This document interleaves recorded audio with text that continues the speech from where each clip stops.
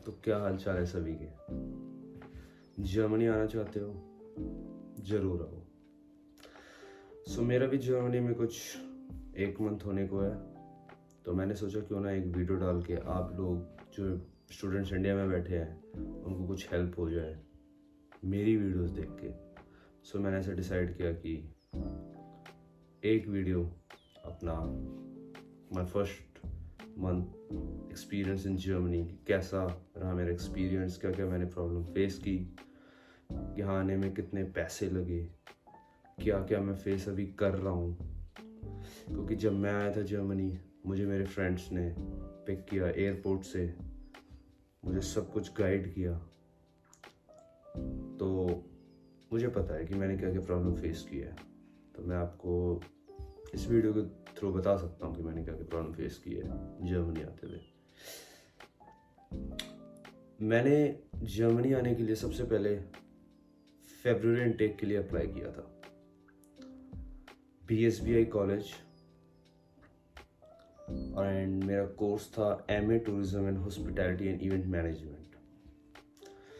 फरवरी intake के लिए मैंने अपना APS जो था अप्लाई किया था कुछ 6 दिसंबर को, एंड APS आपको पता है कितना टाइम ले रही है अभी। आप लोगों की तरह ही APS मेरा भी 5 to 6 मंथ्स लगे थे, टोटल 6 मंथ्स लगे APS आने में। उसके बाद मेरा प्रोसेस स्टार्ट हुआ, एंड इस 6 मंथ के बीच में मैंने फरवरी इनटेक की डेफरमेंट ली। फरवरी इनटेक कॉलेज में मैंने मेल किया कि मेरा APS नहीं आया है, आप प्लीज़ मुझे डेफरमेंट दो। तो उन्होंने मुझे फरवरी इनटेक से डेफरमेंट दिया मई इनटेक का, पर मेरा मई इनटेक तक भी APS का कुछ अता पता नहीं। मैं APS को कंटिन्यूसली मेल करता था, कॉल करता था, एंड आपको पता ही है कोई रिस्पॉन्स नहीं आता। एंड उसके बाद after a long wait, very very long wait, मेरा APS आया कुछ 9 मई को, एंड मेरा फरवरी इनटेक भी जा चुका था। उसके बाद जब मेरा APS मिला मुझे, उसके बाद मैंने अपना वीज़ा फाइलिंग स्टार्ट की, and visa filing was quite smooth. वो प्रोसेस काफ़ी स्मूथ था, उसमें इतनी डिफ़िकल्टीज नहीं आई। जब APS मैंने अप्लाई किया, उसके बाद मैंने अपना ब्लॉक अकाउंट ओपन किया। ब्लॉक अकाउंट ओपन करने के बाद मैंने अपना LOA कॉलेज को मेल किया कि मुझे लेटर ऑफ एक्सेप्टेंस दो। एंड जब मेरा मई का इनटेक चला गया था, तो मैंने जुलाई इनटेक के लिए अप्लाई किया BSBI में। जो भी स्टूडेंट BSBI आना चाहते हैं, वो मुझे कोई भी प्रॉब्लम हो BSBI के थ्रू, आप मुझे या कमेंट में लिख दो, मैं आपको कोशिश करूँगा रिप्लाई करने की। उसके बाद जब मैंने वीज़ा अप्लाई किया अपना, फिर मुझे 25 to 26 डेज़ के अंदर मुझे एक मेल आती है कि आप अपना पासपोर्ट सबमिट कर लो। या किसी को ये भी मेल आती है जिसका पासपोर्ट वो पहले ही सबमिट कर लेते हैं बायोमेट्रिक करके, तो उनको घबराने की ज़रूरत नहीं है। उनको मेल आती है कि आपका पासपोर्ट VFS आ चुका है, आप जाके उसे कलेक्ट कर लो। दोनों सेम ही प्रोसेस है। तो मेरा पासपोर्ट उन्होंने पहले ही ले लिया था, बायोमेट्रिक मेरे से पहले ही करा ली थी। तो मुझे एक मेल आया था कि your passport has reached at the VFS office, so collected.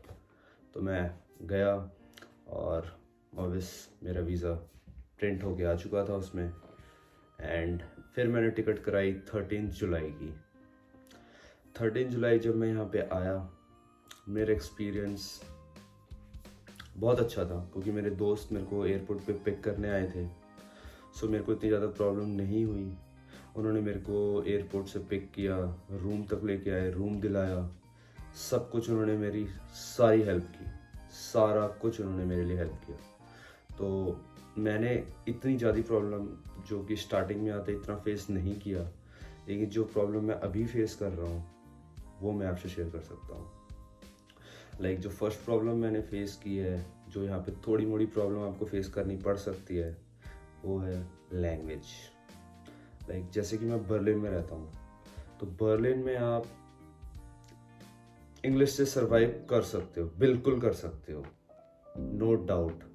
In Berlin you can survive even with speaking English. But यहाँ पे कुछ लोग हैं जैसे वो जर्मन बोलना ही प्रेफरेंस करते हैं, तो मैं सजेस्ट करूँगा कि आप इंडिया से ही एटलीस्ट A1 नहीं, अगर आपके पास ज़्यादा टाइम है तो A2 करके ही आओ, क्योंकि आपकी लैंग्वेज, अगर आपको यहाँ पे लैंग्वेज आती है तो आप मतलब समझ लो आप बस सब कुछ कर सकते हो, मतलब पढ़ाई और लोकल्स में बात वगैरह सब कुछ आपको प्रेफरेंस मिलेगी। लोकल से आप इंटरेक्ट कर सकते हो, कोई भी प्रॉब्लम में फंसे तो आपको मतलब लैंग्वेज आती है तो आप कभी भी प्रॉब्लम में नहीं आ सकते, कभी भी नहीं। बट हाँ, बर्लिन में जैसे मैं इंडिया से A1 करके आया था, तो मेरे को इतनी प्रॉब्लम नहीं हो रही। वैसे वो A1 मुझे ज़्यादा काम नहीं आ रहा, लेकिन बस मैं आपको बता रहा हूँ, मैं तो इंग्लिश से ही सर्वाइव कर लेता हूँ यहाँ पे। लेकिन मैं प्रेफर करूँगा आपको कि आप A1, अगर आपके पास टाइम है तो आप A1 सीख के आओ, और अगर ज़्यादा टाइम है तो A2 करके आओ। एंड अब मैं आपको बताता हूँ जो यहाँ पे मैंने कॉलेज में एडमिशन लिया उसमें मेरे को कितना खर्चा आया, एंड जर्मनी आने में टोटल कितना खर्चा हुआ, ये भी मैं कवर कर देता हूँ। जब मैं BSBI में मैंने अप्लाई किया, वो एक प्राइवेट कॉलेज है। सो प्राइवेट कॉलेज की यहाँ पे फीस थोड़ी हाई है। अगर आपको लैंग्वेज आती है तो आपको पब्लिक कॉलेजेस में मिल सकता है जिसकी फ़ीस 0 है। सो आप अपने कोर्स के हिसाब से, अपने लैंग्वेज जितनी आपको आती है उस हिसाब से आप रिसर्च कर सकते हो कि मेरे को कौन से कॉलेज बेस्ट रहेगा मेरे लिए। सो मेरे कोर्स के हिसाब से मेरे लिए BSBI बेस्ट था, तो मैंने BSBI में अप्लाई किया। सो मेरा मास्टर्स है कुछ 18 मंथ्स का, एंड 18 मंथ्स के बाद मेरे को जॉब सीकर वीज़ा मिलेगा जो कि होगा 18 मंथ्स का। एंड मेरे 18 मंथ्स की फ़ीस थी कुछ 7,600 यूरोस। अगर आप इसको कैलकुलेट करोगे कुछ 7,50,000 आसपास बनेगा इंडियन रुपीज़ में। अगर मैं गलत हूँ तो कोई बात नहीं तो सॉरी। तो उसके बाद का स्टेप था, जब आपने कॉलेज में एडमिशन लिया, आपने फ़ीस भरी। फ़ीस भरने के बाद आपको यहाँ पे एज अ स्टूडेंट स्टडी करने के लिए गवर्नमेंट आपसे मांगती है ब्लॉक अकाउंट, जो कि हम कनाडा में कहते हैं GIC। वो यहाँ पे उसको कहते हैं ब्लॉक अकाउंट। मतलब आपने जितने साल की आपकी स्टडी है उतने साल का आपको खर्चा दिखाना पड़ेगा यहाँ की गवर्नमेंट को कि आपके पास ये इतना खर्चा है क्या, या जो आपको स्पॉन्सर कर रहा है जैसे आपके फादर या मदर, उनके पास क्या इतना पैसा है कि वो आपके स्टडी पीरियड, जितने आपकी साल की स्टडी है उतना वो आपको अफोर्ड कर सकते हैं कि नहीं, वो आपको दिखाना पड़ेगा। वो कुछ होगा 11,208 यूरोस का। सो आपका इंडियन करेंसी में बनेगा कुछ 10,35,000 के आसपास। So that is the most compulsory if you are coming as a international student in Germany. उसके बाद मेरा जो खर्चा आया, ब्लॉक अकाउंट हो गया, कॉलेज की फीस हो गई, वीज़ा, जब आप VFS के लिए आप अपॉइंटमेंट लोगे, उसमें जैसे उसमें सर्विसेज होती हैं, प्रीमियम सर्विस एंड एक होती है नॉर्मल सर्विस। वो सर्विस पे डिपेंड करेगा कि आप कौन सा सर्विस लेना चाहते हो। जैसे कि मैंने प्रीमियम सर्विस ली थी तो मेरा कुछ खर्चा आया था 2,500 to 3,500 के बीच में था, मुझे एग्जैक्ट याद नहीं है। तो एक वो खर्चा हो गया। और जब आप VFS में जाओगे तो VFS में जाने के बाद वो आपसे कुछ वीज़ा फीस लेंगे जो कि कुछ होगा 9,000 के आसपास। वो आपको सबमिट करनी पड़ेगी। एंड आफ्टर दैट वो आपके डॉक्यूमेंट सबमिट कर लेंगे एंड वो आपको बोलेंगे वेट करने के लिए 26 से 35 डेज तक। उसके बाद आपको मेल आएगा, फिर आपका वीज़ा अगर आ गया, ऑब्वियसली आ जाएगा, एंड उसके बाद flight ticket, that's it. And जब आपने फ़्लाइट टिकट कराई, उसके बाद द मोस्ट इम्पॉर्टेंट थिंग, कितना पैसा लेके आना है, जो कि आपको यहाँ पर हेल्प करेगा फॉर द फर्स्ट मंथ। जब तक आपका बैंक अकाउंट, ट्रैवल इंश्योरेंस या टैक्स आईडी जब तक आपकी नहीं बनती है, तब तक आपका कितना खर्चा आएगा। लाइक मैं लेके आया था अपने साथ 1000 Euros cash and 500 to 600 Euros मैंने कार्ड में रखा था, जो कि था forex card, forex international card, जो कि आप ऑनलाइन ट्रांजैक्शन कर सकते हो, जिसका कोई टैक्स नहीं है। तो आप अपने इंडिया में नियर बाय बैंक से कहीं से भी जाके पता कर सकते हो इस बैंक के बारे में, इस एटीएम के बारे में। सो मैं प्रेफर करूँगा आप कम से कम 1.5 महीना का खर्चा लेके आए, जो कि कुछ 2 लाख के आसपास आप लेके आओ। अगर बचेगा तो आप वापस कर देना। तो मैं प्रेफर करूँगा 2 लाख लेके आओ। एंड बहुत अच्छी कंट्री है, बहुत ही ज़्यादा अच्छी कंट्री है। लैंग्वेज सीख के आओगे तो आपको बहुत ज़्यादा प्रेफरेंस मिलेगा, लोकल से इंट्रैक्शन ज़्यादा कर पाओगे। एंड मेरा एक्सपीरियंस ये है, अभी तो मैं सारे पेपर वर्क्स कर रहा हूँ। जैसे मैंने अपना हेल्थ कार्ड बनाया है, जो कि मैं आपको दिखाता हूँ।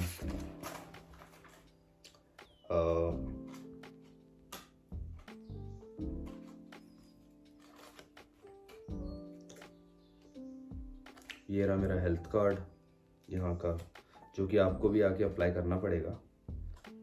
एंड आपको यहाँ पे आने के लिए सबसे पहले एक बैंक अकाउंट ओपन करना पड़ेगा, जो कि होगा जर्मन बैंक अकाउंट, जिसकी वजह से ही आप जॉब कर सकते हो। एंड आपको यहाँ पे आने के बाद एक टैक्स आईडी ओपन करनी पड़ेगी, जो आपको बैंक अकाउंट ओपन करने के बाद मिलेगी। तो वो टैक्स आईडी आप जब जॉब करोगे, या पार्ट टाइम या फुल टाइम जो भी है, वो आपको आईडी देनी पड़ेगी उसमें। एंड फिर आता है रूम रेंट, ट्रैवलिंग कॉस्ट क्या है, ट्रांसपोर्टेशन कॉस्ट मतलब। तो रूम यहाँ पे आपको एवरेज 370 यूरोस से 450 यूरोस तक का बीच में मिलेगा, अगर मेरा एक्सपीरियंस जो कहता है, जितना मैंने देखा है। 370 से 450 यूरोस के बीच आपका रूम रेंट पड़ेगा पर मंथ। एंड उसके बाद आती है आपकी डिपॉजिट। डिपॉजिट डिपेंड करेगी, जैसे ये तो अलग एरियाज टू एरियाज डिपेंड करती है। जैसे मेरा रूम रेंट है 375 यूरोस, जिसमें से मैं डिपॉजिट भी देता हूँ एंड रेंट भी देता हूँ, और मेरी इलेक्ट्रिसिटी बिल, वाईफाई सब कुछ इंक्लूडेड है इसमें। एंड ट्रांसपोर्टेशन कॉस्ट, अगर आपको यूनिवर्सिटी ट्रैवलिंग पास बना के देती है तो बहुत ही अच्छा है, लाइक बहुत ही ज़्यादा अच्छा है। तो आप अपनी यूनिवर्सिटी में जाके पता कर सकते हो कि मेरे को क्या ट्रैवलिंग टिकट मिलना है या नहीं मिलना है। नहीं तो यहाँ पे आपको एक 49 यूरो का ट्रैवलिंग कार्ड बनेगा, जो कि यहाँ की गवर्नमेंट सबको प्रोवाइड करती है, जिसमें आप पूरा जर्मनी घूम सकते हो। सो बस इतना ही खर्चा है। और अभी तो मैं भी नया हूँ, तो सीख रहा हूँ। जो जो सीखूँगा वो मैं वीडियो बना के डालूँगा। तो बस अभी तक तो मैंने इतना ही देखा है, बाकी कोई भी प्रॉब्लम नहीं है इस कंट्री में। क्राइम तो बिल्कुल है ही नहीं, लाइक है भी तो बहुत ही लोअर लेवल पे है, जहाँ तक मैंने एक्सपीरियंस किया है। और रूल रेगुलेशंस बहुत स्ट्रिक्ट हैं, बहुत अच्छे लोग हैं, हेल्पिंग लोग हैं। एंड इंडियंस भी हैं, हमारे इंडियंस बहुत हैं। और जैसे कि मैं पंजाब से हूँ, तो पंजाबीज भी बहुत हैं, बहुत ज़्यादा। एंड अभी तक तो मेरा एक्सपीरियंस बहुत बेस्ट चल रहा है। और मैं बस एक सजेशन देना चाहता हूँ, जो भी यहाँ आ रहा है या आना चाहता है, इंडिया से कुकिंग सीख के आना, नहीं तो यहाँ पे तुम्हारी ओट लगने वाली है। चलो ठीक है, बस अभी तो बस इतना ही है। बाकी मेरी जैसे जॉब लगेगी, अभी मेरे 17 डेज ही हुए हैं जर्मनी आए। तो अगर जैसे मेरी जॉब लगती है या जो जो भी डिफ़िकल्टीज़ मैं फेस करूँगा ये मैं आपके साथ शेयर करूँगा और वीडियो बना के अपलोड कर दिया करूँगा। चलो तब तक के लिए bye, have a nice day.